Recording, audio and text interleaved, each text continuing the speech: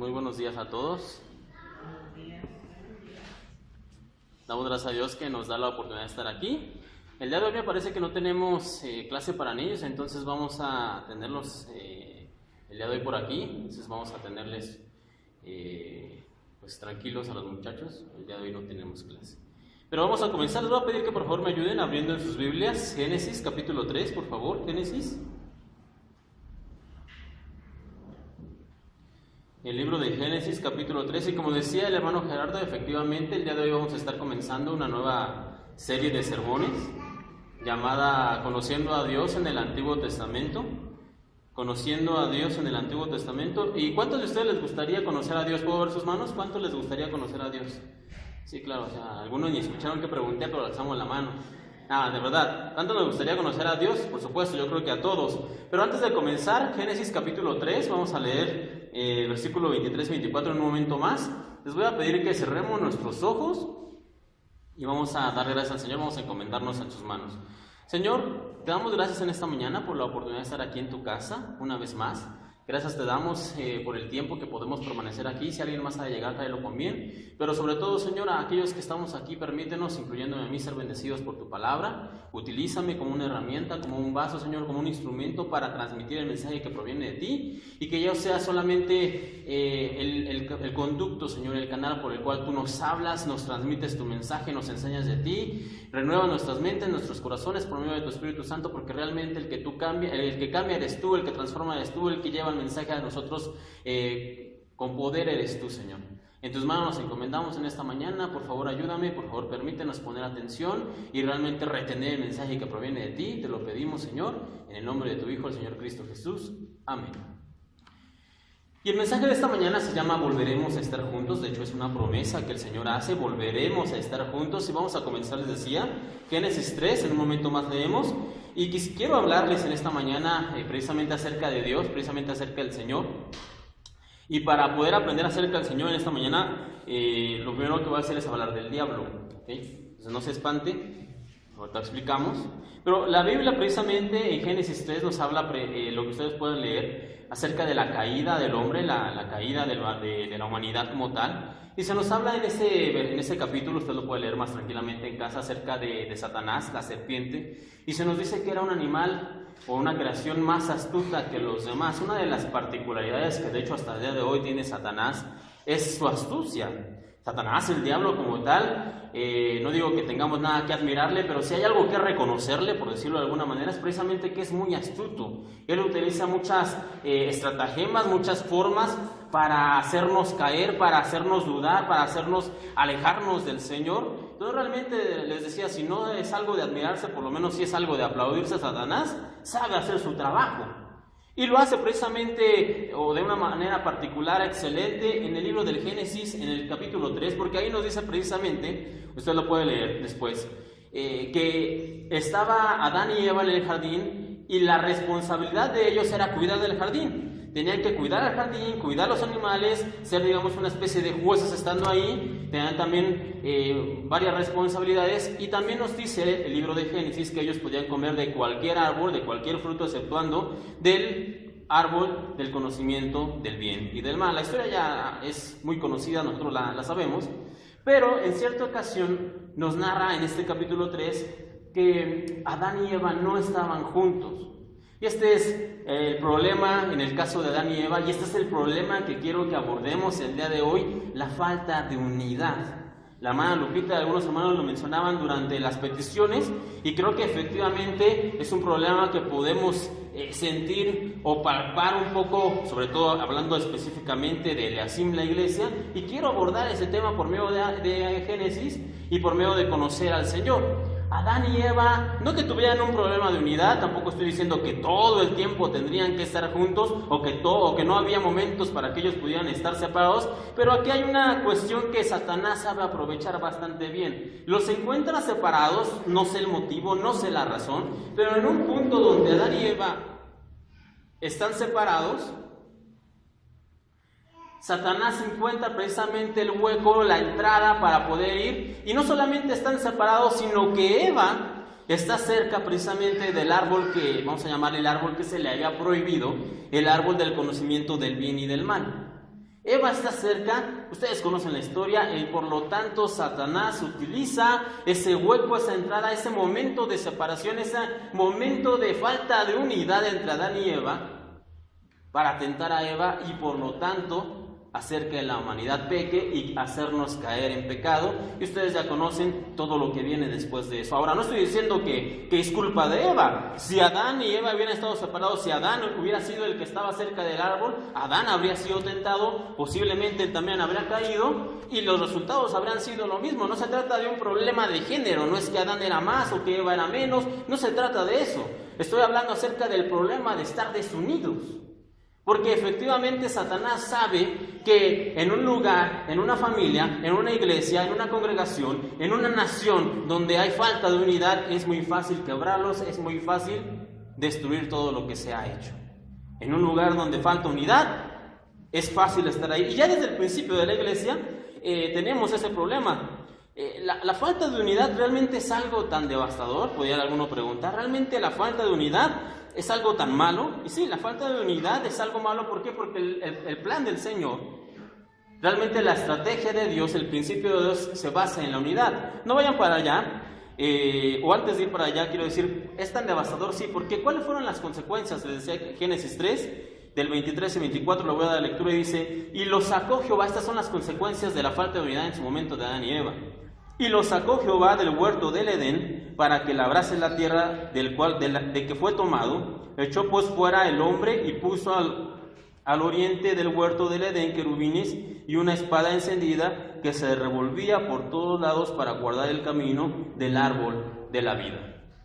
Esto es solamente el final de la historia, reitero, creo que todos la conocemos y si no la conoce usted puede leerla con tranquilidad posteriormente en casa, Génesis capítulo 3. Pero sí es importante que veamos la falta de unidad que provoca, bueno, en el caso particular de Adán y Eva, fueron expulsados del Edén. Y nosotros ya conocemos también todas las consecuencias y no solo las conocemos, sino que las hemos vivido.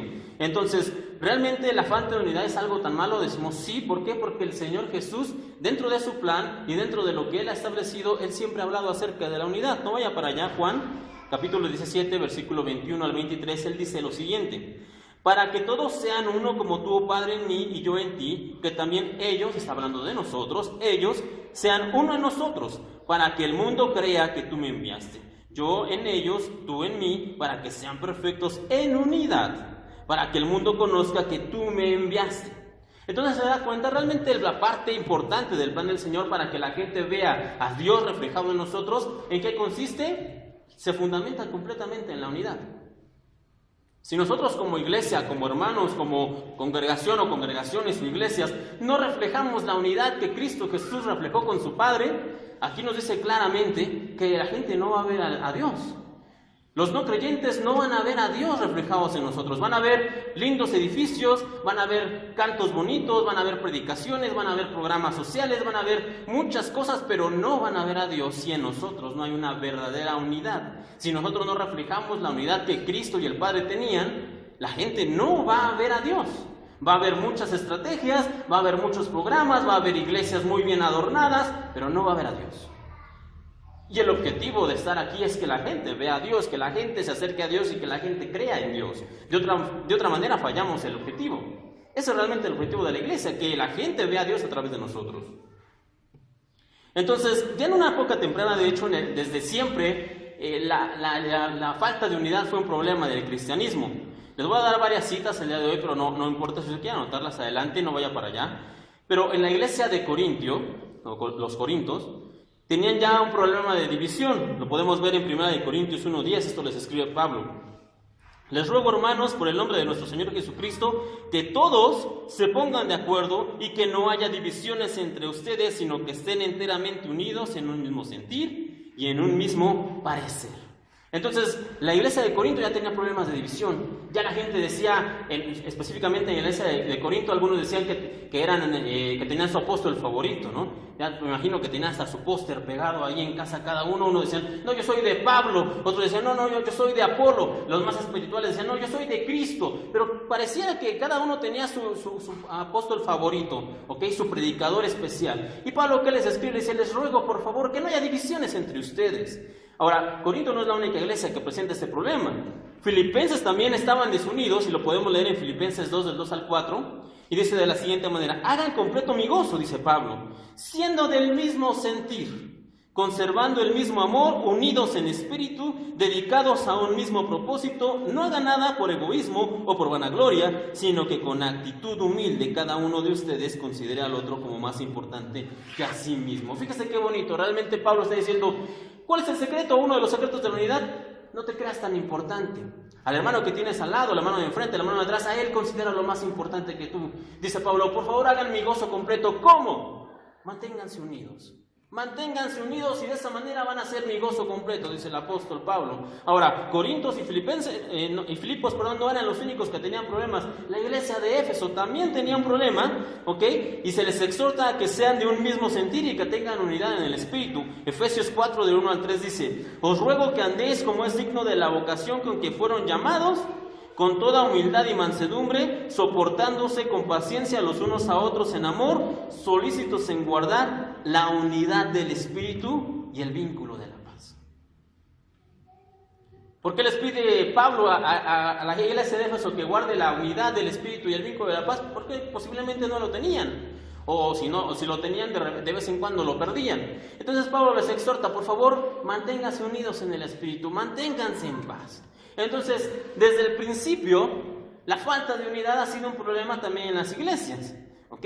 Las divisiones fueron un problema desde el inicio de la iglesia, y lo cierto es que la falta de unidad es un problema. ¿Por qué? Porque es muy fácil dividirnos.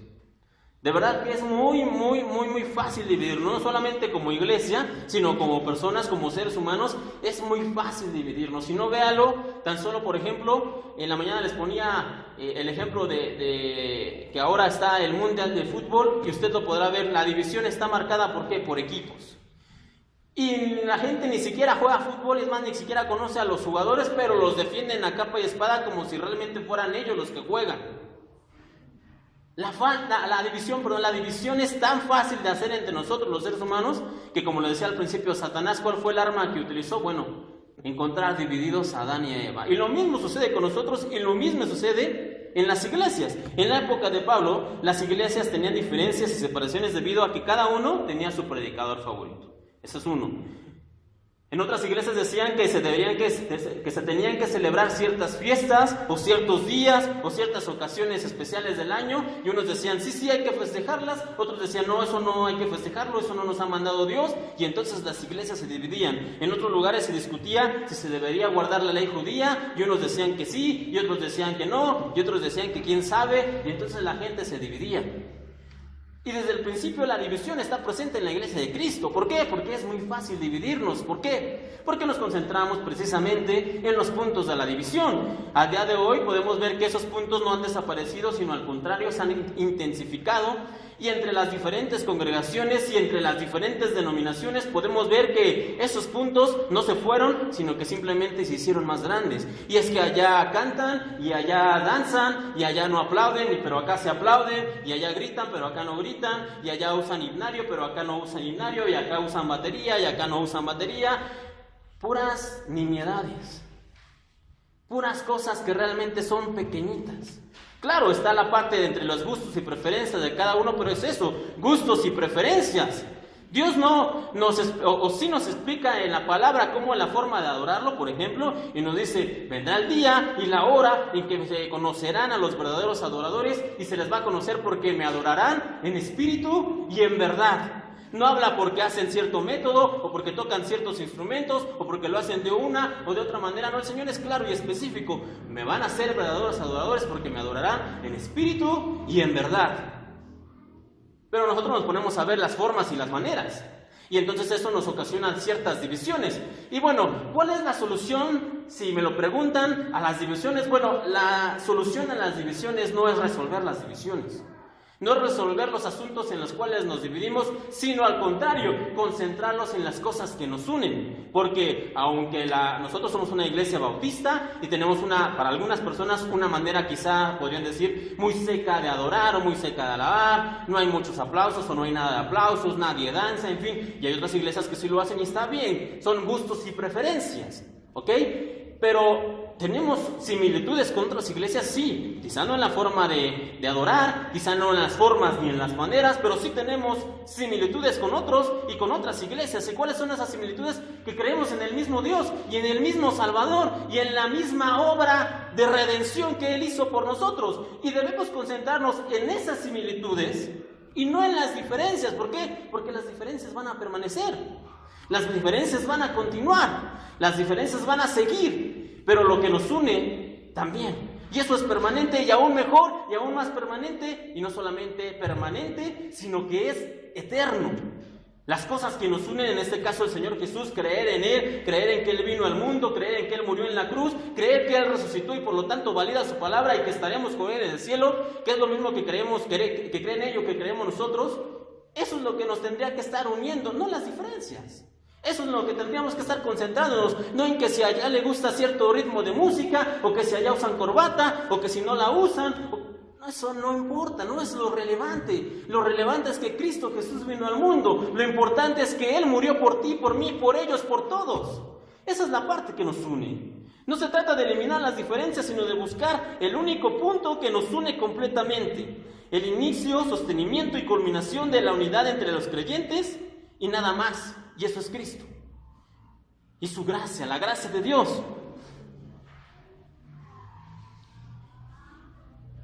Lo que más nos une, ¿qué es, hermano? Bueno, quiero hacerles una pregunta. ¿Cuál es la palabra, cuál creen ustedes que es la palabra que más se usa en las iglesias?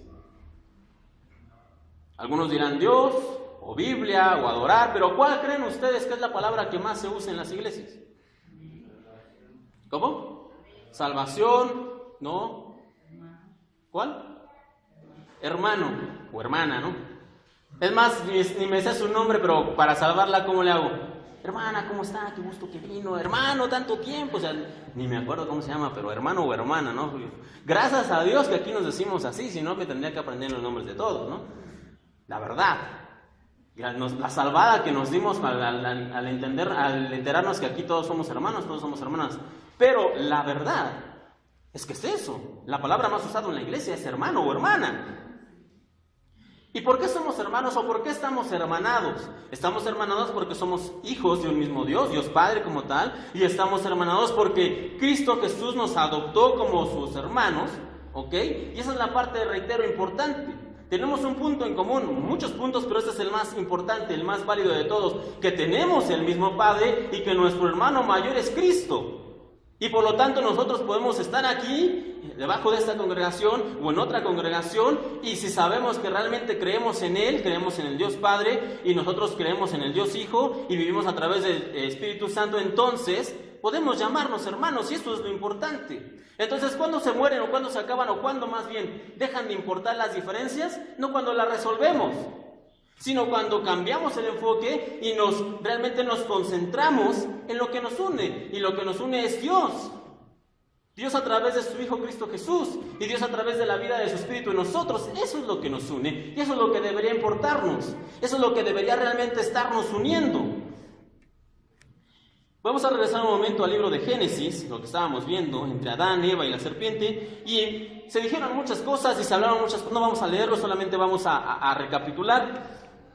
Después de que Eva come del fruto y luego Adán come del fruto, Dios aparece en el huerto, comienza a buscar a Adán, le pregunta a Adán, ¿dónde estás tú? Y entonces Adán dice, yo me escondí porque tuve miedo porque estaba desnudo. Y Dios le pregunta, ¿quién te dijo que estabas desnudo? Ustedes conocen la historia. Y se dijeron algunas cosas. La serpiente fue condenada, el dolor del parto en la mujer fue incrementado, en el hombre se le dijo que ahora conseguiría el fruto de su labor por medio del sudor de la frente. Pero hay una cosa más importante, hay un punto más importante en estas cosas que se dijeron.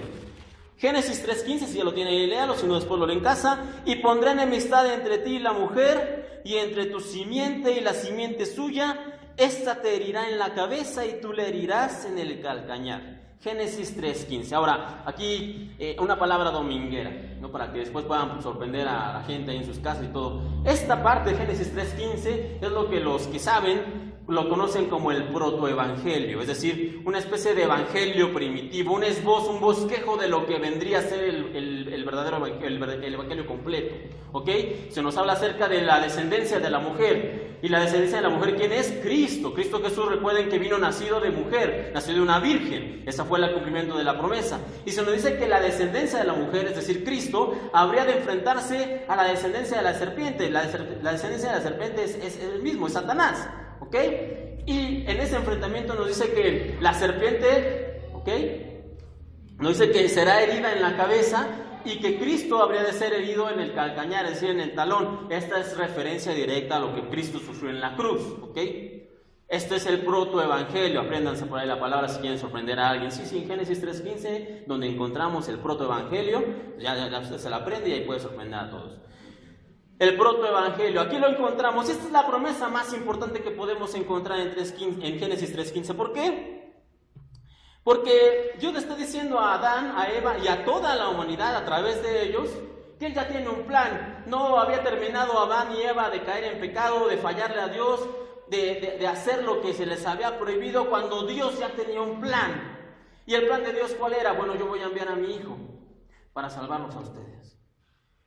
Apenas se había cometido el pecado, Dios ya tenía el plan de redención para nosotros. Y eso es lo más importante.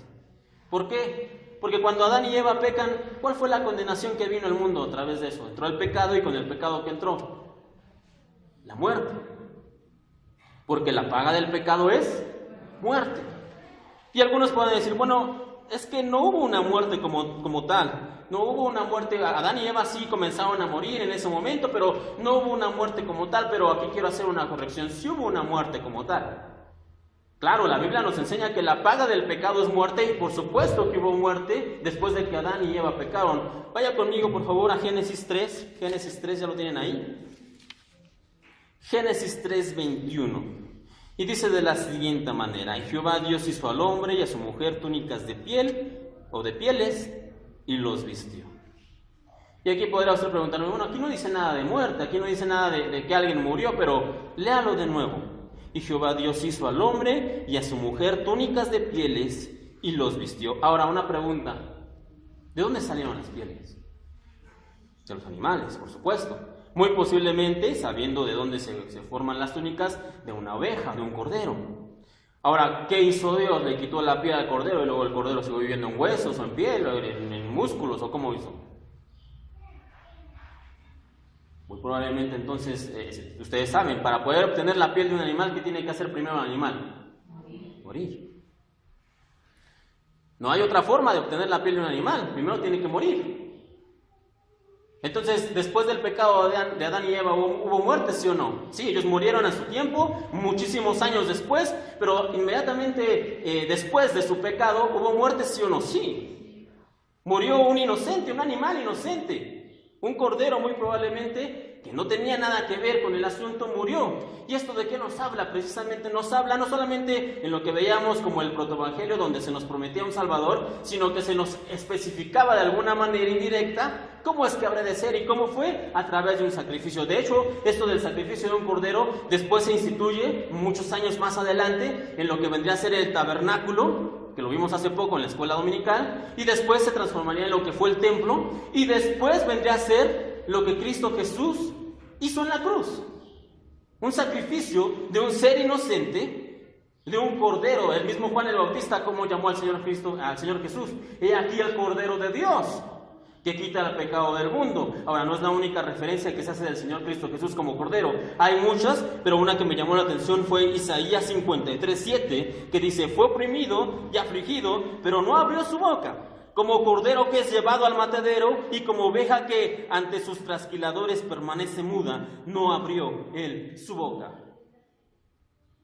El profeta Isaías está haciendo referencia del sacrificio en la cruz que Cristo Jesús haría, y lo menciona, lo refleja como si él fuera un cordero, una oveja que va al matadero, que muere enmudecido ante sus trasquiladores, ante aquellos que lo habían de sacrificar. Y eso fue lo que hizo el Señor por nosotros. Entonces, desde Génesis no solamente se nos hace la promesa de que tendríamos un Salvador y un Redentor, sino que se les explica, en este caso a la humanidad, a Adán y Eva, que eran los únicos humanos, cómo habrá de ser y cómo fue a través de un sacrificio. Y Cristo Jesús, así como esta oveja que fue sacrificada para revestir a Adán y a Eva, Cristo Jesús es sacrificado y nosotros somos revestidos no con pieles de animales, sino con la sangre del Cordero inocente. Y con esa sangre nosotros hemos sido limpiados y ahora nos hemos vuelto aceptos. Y a través de una promesa de redención y de la muerte de un inocente, nosotros ahora podemos regresar a lo que se había perdido, a esa gloria antigua del Edén, como nuestros padres Adán y Eva. Nosotros podemos regresar, y no solamente igual, sino aún mayor. Nosotros tenemos ahora una gloria mayor, podemos entrar con el Padre, podemos estar como Adán y como Eva en su momento, estando y caminando con el Señor como ellos lo hacían, a través de la muerte de un inocente, a través de la promesa de redención. Así que, les reitero, no recién Adán y Eva habían pecado y Dios ya tenía un plan para traerlos de vuelta. El plan de Dios siempre fue no solamente sacar y expulsar a Adán y Eva del Edén, el plan de Dios era realmente traerlos de vuelta. Es una promesa que, si bien no está con estas palabras, es una promesa que el Señor estableció desde un principio. Volveremos a estar juntos, que es el nombre de este mensaje. La promesa de Dios es esta: volveremos a estar juntos. Volveremos a estar juntos, no importa el tiempo que cueste, no importa el tiempo que lleve, no importa el sacrificio que se tenga que hacer, dijo el Señor, volveremos a estar juntos. Y ya para ir pasando al último punto, la iglesia como tal, no la institución, sino la iglesia en la que estamos aquí, cumple diferentes roles en nuestra vida, de cada uno de nosotros. Y uno de los roles más importantes que cumple la iglesia en la vida de un creyente es una especie de campamento de preparación, una escuela de inducción de lo que ha de venir, ¿ok? Porque si realmente creemos en Dios, si creemos en la obra de su Hijo Jesucristo, en su resurrección, en que el Espíritu Santo vive en nosotros, si realmente lo creemos, también creemos y entendemos que vendrá el día, y el día viene cuando el Señor volverá. Y cuando Él vuelva, Él juzgará a los vivos y a los muertos y dará recompensa y nos hará estar con Él. Y cuando estemos con Él, dice que estaremos con Él ¿por cuánto tiempo? Por la eternidad. Ahora, yo no me imagino la eternidad. A veces para mí estar en una fila de supermercado 15 minutos es una eternidad. Entonces no se imagino para ustedes cada uno, pero imagínense la eternidad. Dice que estaremos juntos por la eternidad. Pregunta aquí, pregunta seria. ¿Cómo vamos a estar juntos por la eternidad si no nos aguantamos aquí en la iglesia 4 horas? ¿Imaginan? Se las pregunto honestamente, de verdad. ¿Cómo vamos a estar juntos por la eternidad si no podemos colaborar en la cocina 45 minutos juntos? Si no podemos ponernos de acuerdo para una actividad durante 2 horas. Si no podemos estar aquí, yo me siento allá al fondo porque el hermano que no me cae tan bien, por no decir que no me cae bien, se sienta del otro lado. Por poner un ejemplo, yo sé que esta iglesia no pasa, hablo de otras iglesias, de aquí no hablo. ¿Se imagina? ¿Cómo vamos a estar juntos por la eternidad si no podemos aguantarnos aquí 3, 4 horas, si no podemos aguantarnos en una actividad, si no podemos aguantarnos en un servicio? ¿Cómo le vamos a hacer? Por eso les decía que la iglesia funge como una especie de escuela de preparación para lo que hemos de hacer eternamente, porque por la eternidad vamos a estar juntos. Algunos pusieron cara así como de verdad. Pero sí, es verdad. Vamos a estar juntos por la eternidad. Ahora, por supuesto que va a haber diferencias. No quiere decir que tenemos que estar de acuerdo en todo, que no vamos a tener diferentes opiniones. No quiere decir eso. Va a haber diferencias, hay diferencias. Pero les decía, lo importante no son las diferencias, lo importante es lo que nos une. Cristo Jesús nos une. Cristo Jesús es el que nos llama, Cristo Jesús es el que nos hermana, les decía en un principio. Él es lo importante. Y por supuesto, nosotros posiblemente tendremos alguna diferencia, no empataremos en algunas cosas, pero lo podemos dejar a un lado. ¿Por qué? Porque estamos hermanados en Cristo. Las diferencias pasan a segundo, tercer, cuarto, quinto término cuando entendemos una cosa: que Cristo Jesús murió por nosotros y que eso es lo que importa, que Cristo Jesús resucitó y que en su resurrección validó su palabra y que nosotros creemos en eso y que eso es lo que nos hermana como tal. Cuando entendemos eso y nos concentramos en lo que nos une y no en lo que nos separa, entonces realmente nos volvemos unidos. Realmente nos volvemos unidos. Ahora, continuemos con la parte de Génesis, no voy a parar. Génesis 4, hay una historia después de lo que sucede, después de que Adán y Eva son expulsados, hay una historia, la primer pareja de hermanos de la humanidad, Caín y Abel, usted la sabe. Y usted sabe la historia de Caín y Abel, ambos crecieron, uno se dedicaba al campo, otro a las ovejas, una vez o varias veces presentan sacrificios, Dios le responde y acepta el sacrificio de Abel, el de Caín no así, y entonces Caín comienza a sentirse mal, herido, enojado, y en medio de su enojo, en medio de esta situación tan complicada, ¿qué es lo que va y hace? Habla con su hermano y dice, hermano, yo me siento mal porque no hace eso. La Biblia nos narra que Caín, en medio de su enojo, en medio de su molestia, va con su hermano, lo lleva y lo mata. Pareja de hermanos, ¿no? Imagínense que nosotros siguiéramos el ejemplo de Caín. Cada 8 días estaríamos celebrando funeral aquí en la iglesia. Gracias a Dios que no es posible, que no se puede seguir ese ejemplo, que hay otras leyes, pero ¿se imagina? Caín y Abel realmente por una diferencia, por una falta de unidad, ¿en qué terminan? ¡Wow! Y claro, no voy a preguntar cuántos quieren ser como Abel, como Caín, pero ¿cuántos quieren ser, o cuántos queremos ser como Abel? No alce su mano. Pero Abel se encuentra en Hebreos 11, en un lugar donde se habla acerca de las preeminencias de la fe, el salón de la fama de la fe. A Abel se nos habla que él alcanzó justicia por medio de sus sacrificios, pero si me lo preguntan honestamente, yo le diría, no, yo no quisiera ser como Abel. ¿Por qué?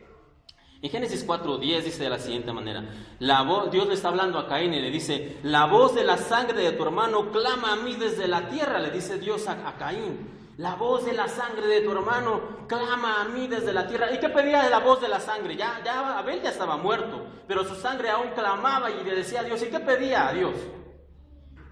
Justicia. Tal vez no venganza, pero pedía justicia. Señor, yo era un siervo fiel y mi hermano me mató por servirte. Clamo a ti justicia. Y podemos decir, eso es bueno, eso es justo, está pidiendo justicia. ¿Por qué les digo que en lo personal no me gustaría ser como Abel? ¿Por qué? Porque en la vida y en el Señor siempre están dos elecciones, no entre lo bueno y lo malo, eso es muy obvio, sabemos lo malo no tenemos que elegirlo, tenemos que escoger lo bueno, pero no ese tipo de elecciones, sino la elección entre lo bueno y lo mejor. Lo bueno, podríamos decir, es esta forma en la que Abel hace. Abel clama por justicia, pero eso no es lo mejor. ¿Qué es lo mejor?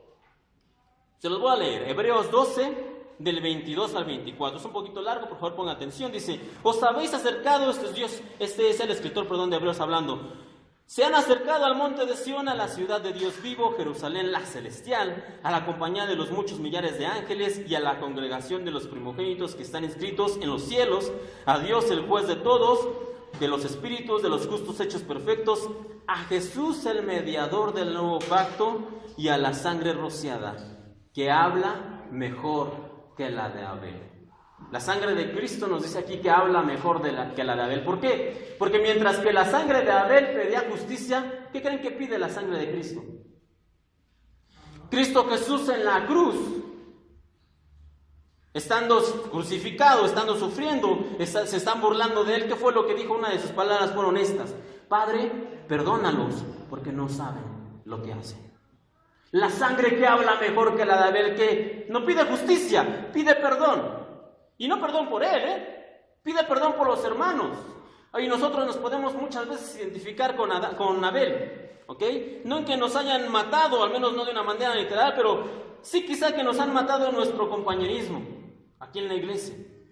Posiblemente que nos han matado el deseo de servir, nos han matado la alegría de venir, nos han matado el amor por los demás. Y entonces, ¿qué hacemos? Los más espirituales posiblemente vamos y oramos, oirán y orarán, pero como Abel, oraremos, pero como Abel. Padre, pido justicia, porque tú sabes que no he hecho mal con ellos, que los he tratado bien, que he ayudado, que he apoyado, que he querido servir, que he querido ser amistoso, que he querido ser servicial, y no lo han valorado. Y pido justicia para mis hermanos, pero por eso les decía, ¿qué queremos? Lo bueno, lo mejor. Porque la sangre de Abel pide justicia, pero la sangre de Cristo Jesús pide perdón. Y no perdón por él, porque podríamos decir, pero yo no he hecho nada, al menos nada malo. Lo único que he hecho es querer servir, y querer ayudar, y querer apoyar, y querer sacar adelante a mis hermanos, y querer hacer algo por ellos, y no lo han visto bien. ¿Por qué había de pedir yo perdón si yo no he hecho nada malo? Cristo Jesús estaba en la cruz y era el Santo de los Santos. Y aún estando en la cruz, él pidió perdón por los demás, no por él. Ahora, si nosotros no nos podemos comparar con Jesús, nosotros no somos tan buenos como Él, ni tan perfectos como Él, ni tan santos como Él, y aún así Él pidió perdón para que se perdonara a los demás, no deberíamos hacer nosotros lo mismo. Nosotros tenemos que ir y pedir perdón, no por nosotros, pedir perdón perdónalos, Señor, porque no saben lo que hacen. Perdónalos, Padre, porque a lo mejor no están viendo el panorama completo. Perdónalos porque a lo mejor no se dan cuenta de lo que están haciendo.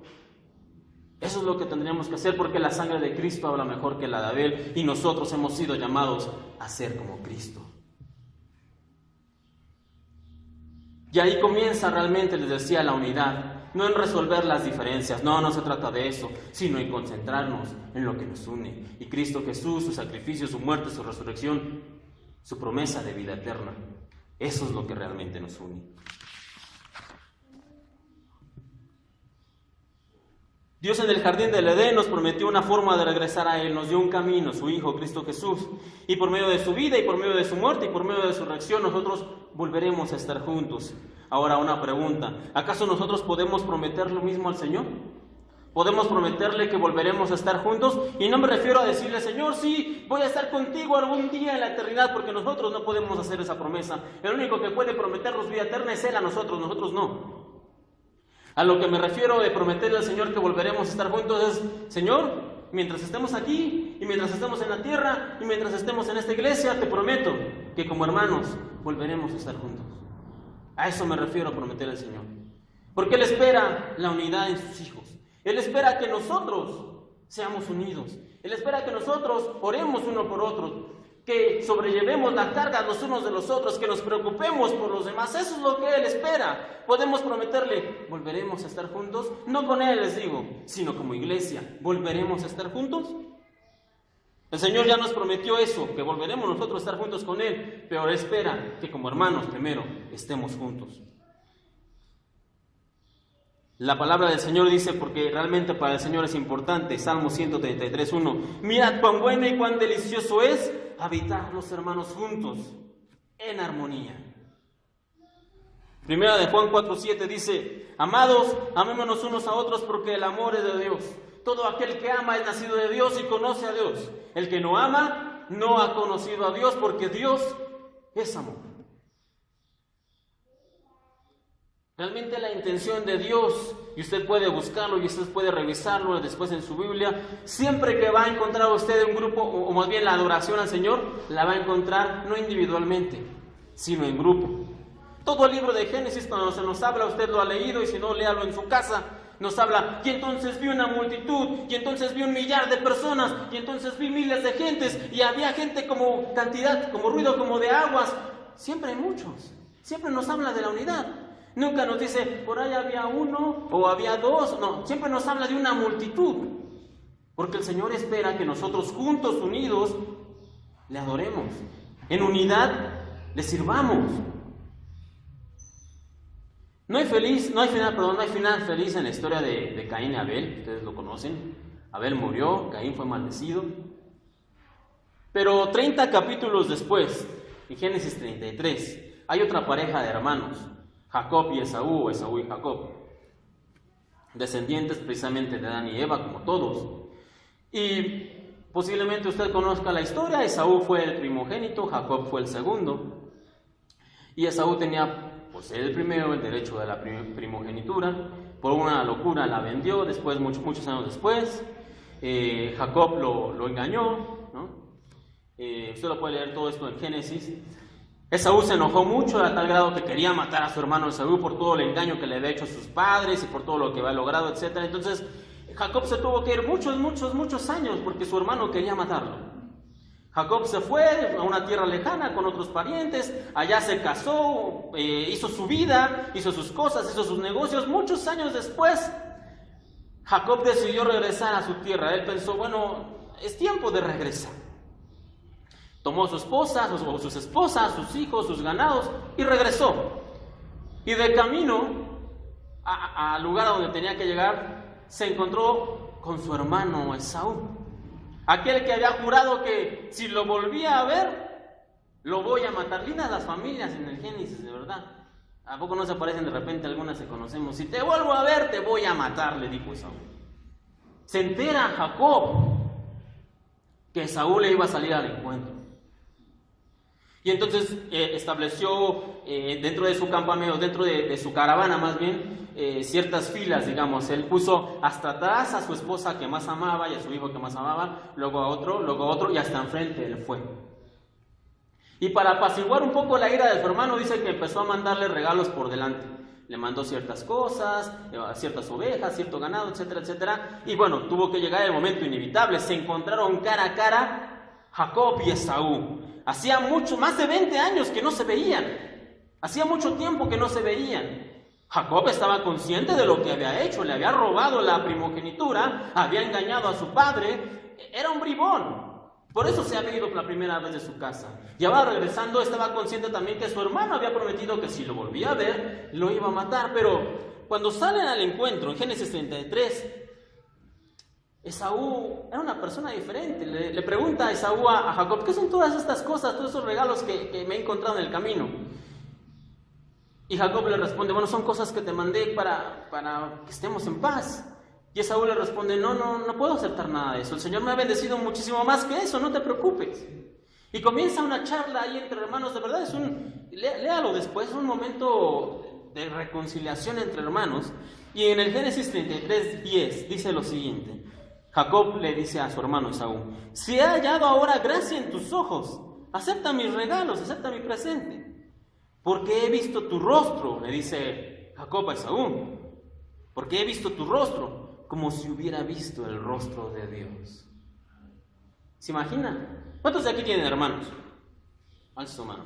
Gracias. Yo creo que casi todos, salvo las familias más nuevas, gracias, que ya a veces tienen 1 o 2 hijos. En general no pregunta a uno: ¿tienes hermanos?, sino ¿cuántos?, ¿no? Antes eso era lo que se preguntaba. Pero se imagina un día que no porque estés peleado ni nada, simplemente que tú llegues con tu hermano y te diga tu hermano o tu hermana, o se lo digas tú: porque te he visto y he visto el rostro de Dios. ¿Se imagina qué sería eso?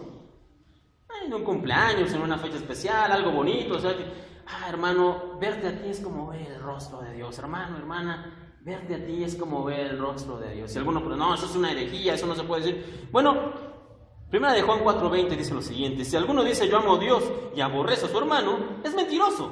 Porque el que no ama a su hermano, a quien ha visto, ¿cómo puede amar a Dios que no ha visto?